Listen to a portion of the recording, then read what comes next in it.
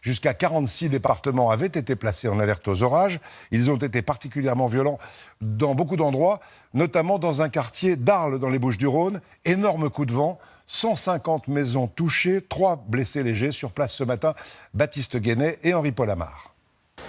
Des toitures arrachées, des arbres déracinés, des maisons détruites. Les dégâts sont importants ce matin à Pont-de-Croix. Cette nuit, une mini-tornade a dévasté tout le quartier. C'est l'espace d'une seconde, ça fait paf, et terminé, tout est par terre. On a entendu tomber plein de choses dans la maison et on a eu plein de trous. C'est tout écroulé, il n'y a plus rien. Voilà. À l'intérieur, c'est tout écroulé aussi, il n'y a plus rien. Ce locataire d'un appartement a été réveillé en pleine nuit, juste à temps pour mettre à l'abri sa famille. Donc voilà, moi j'habitais ici. Donc la chambre de ma fille là-bas qui a été à peu près protégée, la chambre de ma compagne et moi et notre salon. Après maintenant, on n'a plus rien quoi. C'est tout.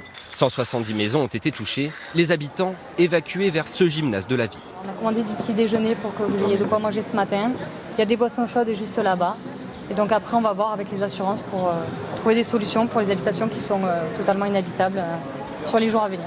Certains ont tout perdu et racontent leur nuit d'enfer. Oui, les portes fermées, il a fallu que je saute une cloison qui était déjà cassée pour aller dans une autre chambre. Et en me forçant, j'ai réussi à sortir.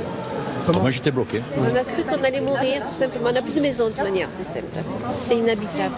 Un phénomène intense, mais extrêmement localisé. Ce camping a également été détruit. Les mobil-homes retournés attestent de la puissance des vents.